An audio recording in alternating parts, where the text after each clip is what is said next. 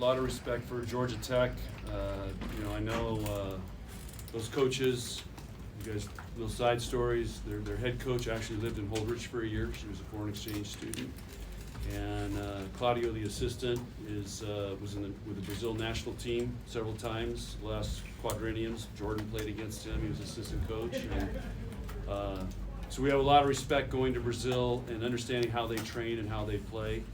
And I thought our team prepared really, really well, and you could see we were all over them with our game plan. And they had a hard time getting kills. We were touching everything, digging everything.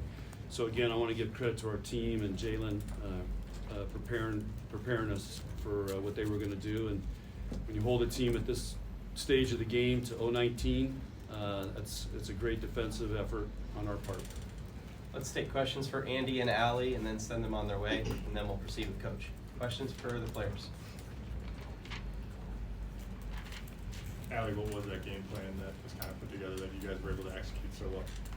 I think obviously we're playing to make it to the Elite Eight, and I think we know our life's on the line, so we go into every match in the tournament just knowing that, and playing Nebraska volleyball is a huge thing for us, and not worrying about who's on the other side of the net, and just playing our game and staying disciplined and really just going for it and playing fearless because we're ready for everything to come. We practice it every day, and I think we put a lot of pressure on the other side of the net today.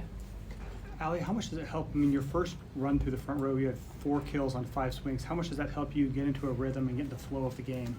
Yeah, I think kind of like I said, we're just kind of going for it. So I think when those hit the ground, it was just kind of brought a lot of momentum for our team. And I think for me especially, it just kind of set the tone for the match for myself and the team. And we prepared a lot, and me and Bergen were flowing. So.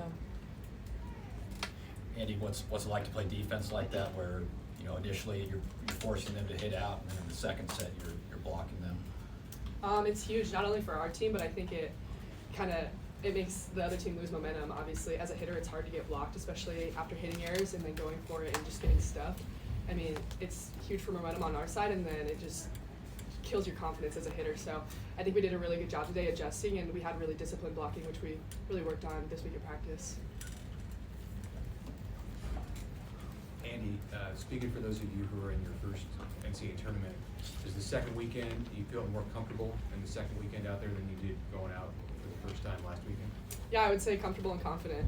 I think that the freshmen know that we've worked really, really hard to get to this point, and we're just going to trust our training and use what we've learned and just go out there and dominate. Did you make any adjustments in the block in that second set to kind of be more effective? I wouldn't say in the second set alone. I think I've been working really hard this week on my blocking, especially at practice, just staying more disciplined. It's something that Coach and Jalen and I talked about, and I think it really showed the second set. And then just a huge shout out to my pin hitters because they were setting the block super well, and it's really easy to close when they set it. Allie, that third set there, I think scores tied something like that. You get stuffed. Bergen keeps it up. Becca sets it up, and then Merritt had that big score. That seemed to rip the place. What was that like on the court? What did you see from your vantage point? Yeah, I mean, I think obviously I didn't hit the greatest shot, so it was nice that they were there to cover. And I think we have a lot of crazy plays in practice all the time, and we work on really managing those tough balls. And I think that's what makes our team really special, is we know how to manage and come back even stronger from plays that aren't really working out for us. So I think when that happened, it was just kind of like everyone expected it to hit the floor, but our team doesn't let that happen, and we execute those plays, and it kind of just made the whole bob erupt. So that was really exciting for us. And then y'all went on like a 4-0 run after that. Just how much confidence did that moment give you guys? Yeah, so much confidence, and I think after that we were like, okay, like we're gonna go on a run here. Like we were all looking each other in the eyes, just being very intense with everything we were doing and being focused. And I think we took every play to heart and just really went for it and didn't let them stop us. And like we said earlier, we were kind of playing really good defense, and I think our blocks just really helped us a lot this match. Andy, how much fun was that? Playing a midweek match at 1 o'clock with a big crowd and playing the way you guys did. It's super fun, and then the bob came up. They showed up, they were ready to go, and I know Coach challenged them to be loud, and that's exactly what they did. So it's such a fun environment to play in, and it didn't even matter that we were playing at 1 because everyone was fired up. We were ready to go. Final questions for Andy or Allie? Okay, thank you. Thank you. Thanks. Good job, Andy. Thanks, Coach. What about me?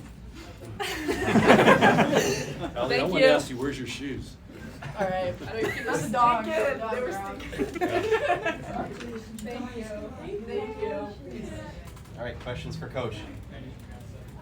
That, them hitting 0-1-9, what's the most impressive thing about hearing that number? Well, to me, the most impressive thing is that they followed the game plan, they stayed with it. And again, you get a lot of confidence from preparing well. And you could see it on our team. They were very confident in how we're going to defend these guys and serve them. How do you feel like you handled some of Georgia Tech's, they had some good servers, how do you feel like you handled them? Well, 5 was the one we were the most worried about, and I was trying to, we were trying to figure out where she would start. They didn't start where they normally started, and we put our side out. We started where we thought we had the best chance to side out against her, but I don't even know if she scored a point tonight. Maybe one. So that was one of our goals going in, is we were not going to let her get on a run, because I saw her against Louisville and these other teams. She'll go on a 7-point run like that, and the game's over. So we did a really good job on that. And that's what you do. A big server like that, they bring it, and you side out right away. It slows them down a little bit. John said was back and forth the whole way. How were you able to close it out with that 6-0 run there? Well, I think it was what Amy said, that play. Not only did it give us confidence, I think it deflated Georgia Tech, because it's like, okay, what do we have to do to get a point? And get, and that was just a, willpower play, and it just sends a message to the other team, like, these guys, nothing's going down. John, you've been 1 or 2 basically all year. Now it's lose and go home. How are these guys handling the pressure of being the top seed, and some of them are going through this for the first time? Yeah, if you're around them every day in practice, I don't think it's bothering them too much. They're having fun, and we just had great energy. I think they're having fun. Tom, I really think this group, because I've been thinking about this a lot. I think they just love, the bigger the stage, the more they like it, the more they thrive on it. Our hardest matches are when it's not a big stage, and I just think these guys they love this. So that's how they've been last 2 weeks. How did the game plan adjust to? They played 12 different players, switched to that 5-1 in the third set. How do you adjust the game plan to what they're doing? So we prepared all week that they would make an adjustment and they would flip players, which they've done in the past, and so we prepped them at the end of game 2. Guys, they're going to do something completely different, and so be ready. But we still know where the ball's going to go, and again, we did a great job. We just missed some transition plays, or otherwise I think we could have broke that game open. But and they I thought they started playing some really good defense in game 3 to keep them in there and keep it tight. But we were prepared for that, so for us it was no big deal. And again, that's the Brazilian way. If you study Brazil volleyball, they have no problem doing that, because again, for a history lesson, if you study Brazil soccer, the Brazilian sports, everybody gets good at everything. Everybody has to be a setter, a middle, an outside. In soccer, everybody has to do everything, and they train that. And so that's why they're able to do that and be pretty successful at it. I think if we did that, we would, what are we doing here? Coach, you lost your mind? Seriously. Because we're way more patterned. John, you had that one point that was going to the bleachers behind you. You saw Laney come charging at you. What was kind of going through your mind at that moment? Well, I knew she was not going to get the ball, and I was screaming at her, and I didn't want her to get hurt, so I took the shot. So I'm feeling it too. She's a load. I don't want to play football anymore. What was your thoughts of the crowd, how they responded to the challenge? Great. The crowd was awesome. Andy complimented them. That was awesome. You could tell right in the beginning they were fired up today, and I think Saturday is going to go another notch. John, did you see this group kind of take it up another level from last week? Yeah, they took it up another level. Again, I think they were just more confident and comfortable. Again, we talk about with the NCAA tournament, there's all this riffraff going on. There's all these other people here and TV people here, and you see all the riffraff going on. You're told when you can practice, all this stuff. So I just think the first time you go through that, it is distracting. And so I think there was way more comfortable with everything this week. And again, I mean, our team playing on a Thursday at 1 o'clock is not a normal thing for us, and so I thought they handled that really well. Final questions?